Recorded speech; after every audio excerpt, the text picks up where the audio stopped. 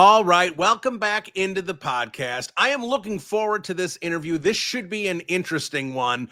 It spread like wildfire on social media and across Chicago media yesterday. The excerpt from American Kings, a biography of the quarterback by Seth Wickersham of ESPN, and some really interesting details about Caleb Williams and the lead up to the 2024 NFL draft before the Chicago Bears selected him. And that author, Seth Wickersham, joins me now. Seth, Bill Zimmerman, how you doing? I'm great, man. It's been a while since we talked. It's good to hear from you again. Yeah, absolutely. I'm looking forward to this. Good to have you on. And before we get into the Bears and Caleb Williams, let me just kind of ask you the process and what the goal was here on this. I've seen some of the different quarterbacks you've talked to, talking about Archie Manning and Eli Manning back in 2004, some of the all-time greats from the 80s and 90s. So who are some of the quarterbacks and the people around the quarterbacks you spoke with, and what was kind of the goal of this book? What did you want to do? Yeah, my goal was to tell the story of what it means to be a quarterback and what it's meant to be a quarterback throughout history, going back actually to 1885. And, I talked to a lot of quarterbacks from John Elway to Steve Young to Warren Moon to, Caleb, Arch Manning, and the Manning family. I did a ton of research on quarterbacks that are no longer with us, from guys like Bob Waterfield to Johnny Unitas, that I felt were just, these important cultural touchstones and what they meant. But, there's no job in American sports and really sports altogether like quarterback. When you sign up to do it, you're signing up for much more than the incredibly rare ability to throw the ball into slimming windows. You're signing up to be the face of an organization, a matinee idol, an amateur psychologist, a huge asshole at times, all kinds of different things. And I wanted to know, through all these stages, from high school to the NFL to what it's like to be a retired Hall of Famer, what does this build in you? What is it like to do it? What does it strip away? How does it change you for good? Those are all the questions I was trying to answer. And my goal was to just do as comprehensive a book on what it means to be a quarterback as could possibly be done. Yeah, and I'm looking forward to reading this in full when it hits the shelves here. So when does the book hit the shelves, or is it out September now? 9th. September 9th. September 9th. So it's not out for a few months still. But let's kind of get into some of the specifics here, and let's kind of start with John Elway versus Caleb Williams here, and see if you can kind of compare and contrast before we get into some specifics with Caleb, because John Elway, for some of the younger listeners, famously did not want to play for the Baltimore Colts, held out, refused to do it. And of course, the Colts do indeed trade him to the Denver Broncos, and the rest is history there.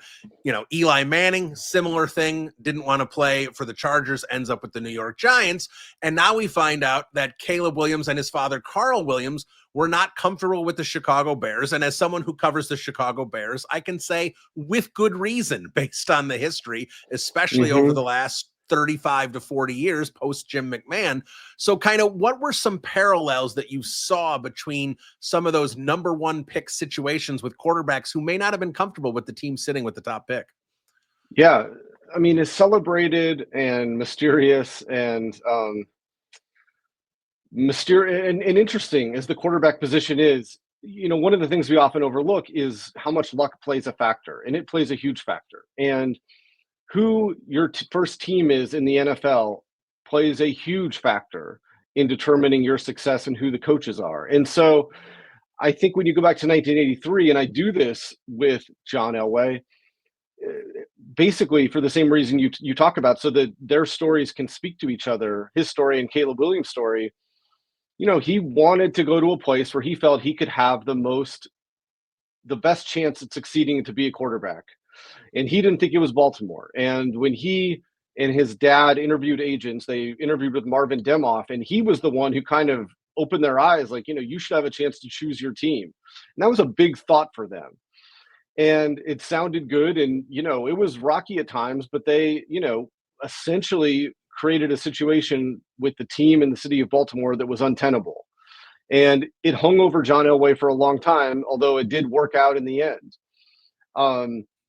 I think that, in the years leading up to the draft, once it was pretty obvious, especially after Caleb won the Heisman at USC, his dad spent a lot of time interviewing lawyers, interviewing Marvin Demoff, that agent, Archie Manning, trying to find a loophole in the draft. Is there a way around this that allows Caleb to have some agency into his future employer? And once it was pretty obvious that the Bears were going to be that team, I think that like neither Williams, neither Carl nor Caleb were impressed with the coaching operation that they had there.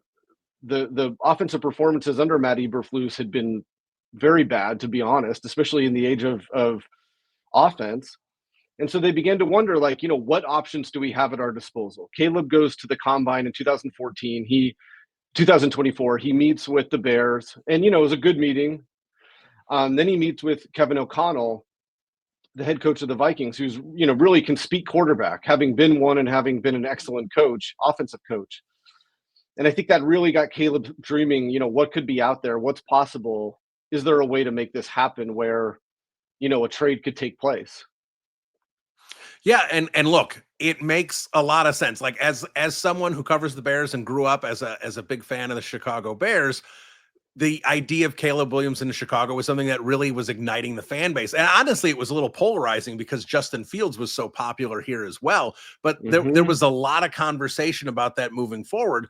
But at the same time, with that history, I think, does that play into it as well, where it's just, okay, not impressed with Matt Eberflus and the offensive performances over the recent couple of years, but the fact that, Justin Fields didn't get developed, Mitch Trubisky didn't get developed, Rex Grossman didn't get developed, Cade McNown didn't get developed. Like the list goes on and on. Do you think, Carl Williams, who obviously is very detail oriented, the idea that under this Chicago Bears ownership that no quarterback had succeeded, was that also weighing heavily on them? Yeah, I mean, it really goes back 70 years. And yeah, I mean, he told me Chicago's the place quarterbacks go to die. And so, of course, that weighed on him. It was everything. It was organizational support. It was coaching. It was everything. And so father and son, at some point, they huddled after the combine. Caleb, is really thinking, about that meeting with Kevin O'Connell. And, says, I need to go to Minnesota. And Carl was ready to go. Like, let's figure out a way to do this. And I think a couple things came up. Number one, Ryan Poles, the Bears GM, said, we're picking you no matter what. And so he had all the leverage in this situation. Number two was that really it came down to, are you willing to go there like the Elways did and like the Mannings kind of did, where, you create an untenable situation. And Carl was willing to do it. He was willing to take those bullets. Caleb is his own man. He's making decisions, and Caleb didn't want to.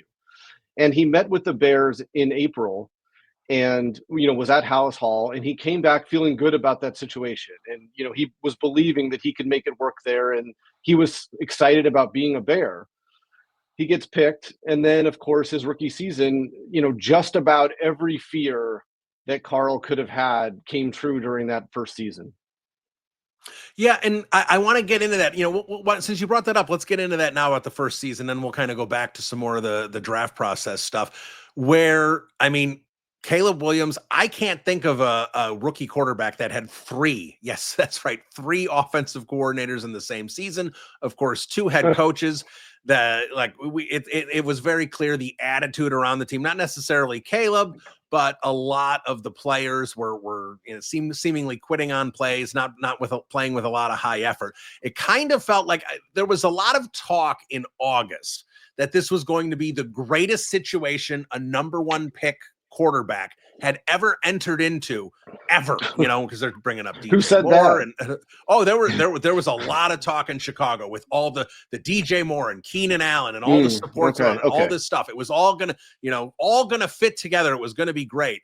And obviously it crumbled around Caleb Williams significantly. So when you spoke with the Williamses, was it after this season or was it before the season, where you get a gauge as to basically how they felt about his rookie season and obviously moving forward now with Ben Johnson? Yeah, it was mostly after the season had ended. The last time I saw Caleb was in February.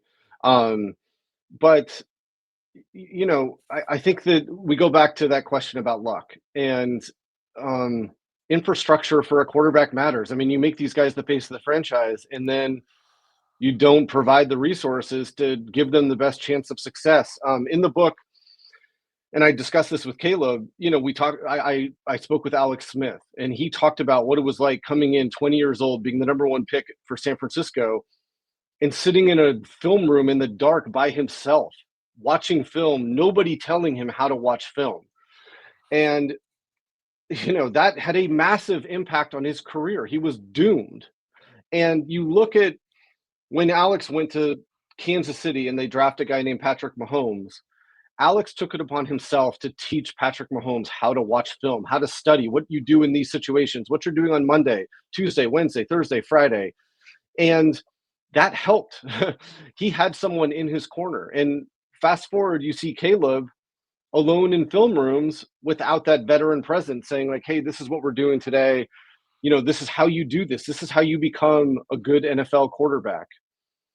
Yeah. That said, I think that like a rookie year is about survival. Like most rookies don't have a year like Dan Marino in '83 and Jaden Daniels last year. It's about surviving. And I think that like Caleb proved that he's tough as hell. He's a good leader. And when he's in those really tough situation for a quarterback where it's a known passing situation and you have to figure out a way to create momentum when everyone in the stadium knows that you're throwing, he's shown that he can do that. Yeah, and I think you bringing up the film is a really interesting situation, and you bring up Alex Smith and, of course, Caleb Williams having similar issues last year. And that's where I think structure beyond the coaching staff is important, where the Chicago Bears did not have a veteran quarterback. They did in the offseason and in training camp. They had Brett Rippon. They let him go so he could be the QB2 in Minnesota rather than QB3 in Chicago. But throughout that entire season, Tyson Bagent was the veteran quarterback, and he's a UDFA in year 2. So, there's not that quarterback structure where you say Alex Smith took, Patrick Mahomes under his wing and kind of helped him with film. The Bears didn't do that, but I feel like they're trying to change that this year, bringing in Case Keenum to work with him. CJ Stroud spoke very highly of Case Keenum and what he did with him in Houston, and having that veteran quarterback, because the coach can't be around the quarterback all the time, and having that veteran presence, it's almost like an assistant quarterback coach should help with development even further. No? Yeah. I mean, it's essential. You have to have that guy. I mean, and I think that like I said, I think a rookie season for a quarterback is largely about survival. He survived, and now they have a lot of the pieces in place that I think they were hoping he would have in his NFL career. Ben Johnson I've talked to a lot of good offensive coaches and head coaches around the NFL, and this is before Ben Johnson was the quote unquote hot candidate, who stole from Ben Johnson because he was so innovative in the things he was doing in Detroit. He has a lot of respect around the league. And I think that, he's invested in Caleb's success. I think that everybody's fates are tied to each other now. Caleb's fate is tied to the head coach. Ryan Poles is tied to the head coach and the quarterback succeeding. And I think that you never know how things work out. I mean, this is one of the most competitive industries in the country. Quarterback is incredibly difficult to play. Football is a hard sport. You never know how careers are going to go. And just because you had one good year or one good game, it means nothing moving forward. But I do think there's a lot of reasons for optimism in Chicago right now. Yeah, I absolutely agree with that. I think what with Ben Johnson here, that I've told a lot of people for the Bears, if it doesn't work with Ben Johnson and Caleb Williams, you can start questioning if it's ever going to work because it seems like it almost has to. But that brings me to organizational support and anything maybe you unearth about organizations that chronically have issues and maybe don't learn from past mistakes when they're trying to develop that quarterback. Because for the Bears, for example, Rex Grossman as a rookie had Dick Duran as his coach. Dick Duran was fired. They bring in Lovie Smith in year 2. Mitch Trubisky had John Fox as a rookie. He's fired. They bring in Matt Nagy for year 2. Justin Fields has Matt Nagy for his rookie season. He is fired. And Matt Eberflus is brought in. Now Caleb Williams, Matt Eberflus to Ben Johnson. Literally the last 4 quarterbacks the Chicago Bears have drafted, a new coach is there in year 2. There's no consistency in terms of that structure. So the Bears are an organization that hasn't really learned a lesson that they needed to learn. Have you seen that maybe other organizations have that issue? Like, how much do you think organizational support and stability is important for that development? I mean, it's vital. I just think that, like, as great as someone like Patrick Mahomes is, look at how much he's benefited from having spent his entire career in the same offense with an offensive, innovative coach. And, you know, we can get into a philosophical conversation about, you know, what you want in a head coach. You know, you don't want a glorified coordinator, right? You need someone who knows how to run, you know, a complex organization, but you need to have an expertise. And if you don't have an expertise on the offensive side of the ball, you need to fill that every way possible. And, you know, I think that, you know, obviously Matt Eberflus thought he was finding a solution when they hired Shane Waldron. I think that, you know, that reaction was met with a little bit of Carl Williams feeling underwhelmed, and even Caleb wondering, you know, can I do it with Waldron? And, you know, again, I think that, you know, remember that great scene when Caleb was drafted, when he rounds the corner onto the stage and, you know, there's 60,000 people, whatever it is, cheering for him. And he lets out that huge roar, all that elation. And, you know, he had talked about how he let out a roar when he heard that Ben Johnson was hired. So I did ask him, like, you know, how do you compare those screams? And I think there was a lot of genuine enthusiasm and happiness. And, you know, look, going back to before the draft, I mean, there was a lot of teams who that, you know, they'll always find issues with a player, but there were some people wondering, you know, does Caleb care? You know, how much does he care about football? How much does he want to be a great quarterback versus a quarterback who's on the red carpet at all these different things? There was that game at USC where I think it was against Washington where they lost at home, and it killed their chances of making the playoffs, and it really killed the chances of Caleb winning back-to-back Heismans. And, you know, he found his mom, he cried in the stands, and then he didn't show up for the press conference after the game. And there was a lot of NFL people who were like, that will not fly in the NFL. That doesn't fly for an organization, and that does not fly in the locker room. And you saw Caleb in a lot of really difficult situations this year, you know, stand behind the podium as an accountable leader, and he never broke. And so I think that's really important. Yeah, no, I think that kind of brings up to a lot of narratives that were created about Caleb Williams leading up to the draft process. And, you know, some of the flashy things he did, like painting his nails and things like that, kind of created a persona that, you know, I don't think necessarily was true. And I know there were some public, you brought up the Washington game, but it kind of became this whole thing across social media about Caleb Williams being a diva quarterback. And like you said, interested in the stardom and not in the winning. But it sounds to me, with your conversations with Caleb Williams, that while certainly he's not going to be, you know, an athlete who's disappointed he's getting invited to red carpet events, he's certainly going to be able to separate those. And it's from I would think from your interviews with him, seems like he's focused on winning and does have the focus needed to succeed at this level. I'd agree with that. And so much of what I write about in the book is fame and the relationship between fame and quarterbacking, and what it takes to navigate both of them. And, you know, I think it takes a certain type of person to play quarterback, you know, where your ego needs to be filled. And, you know, that in that sense, fame helps quite a bit. But, you know, the hard thing with fame for quarterbacks is that they can't control it. And, you saw that, where Tom Brady became one of the most famous people on the planet. And yet he always found a way for his performance to, be better than his notoriety rather than the other way around. And I think that there's a lot of it entitled, I write about this, but the way we're so desperate as a culture for boys and girls in some ways in the future to who can do this well, who can throw a football well. We're so hungry for that we've created this multi-million-dollar quarterback youth circuit, and there's so much pressure on these kids from an early age.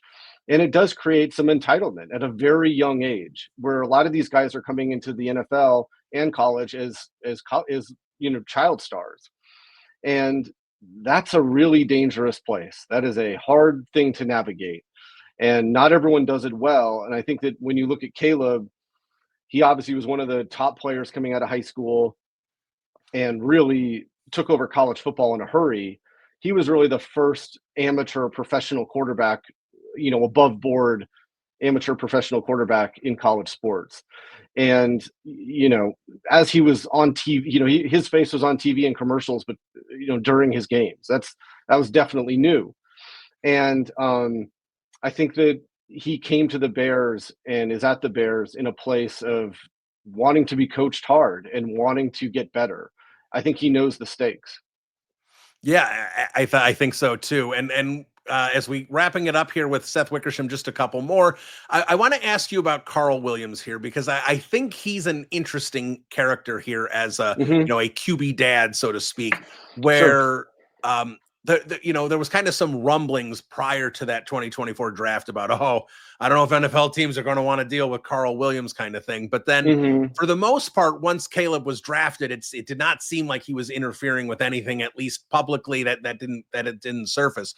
But so to me, it just seems like Carl Williams is a father that really wants, his son had all these major goals since he was like 12 years old in terms of being an NFL quarterback and a great one at that. And he wanted to try and help him in any way he could, and sees a potential hurdle there with the Bears.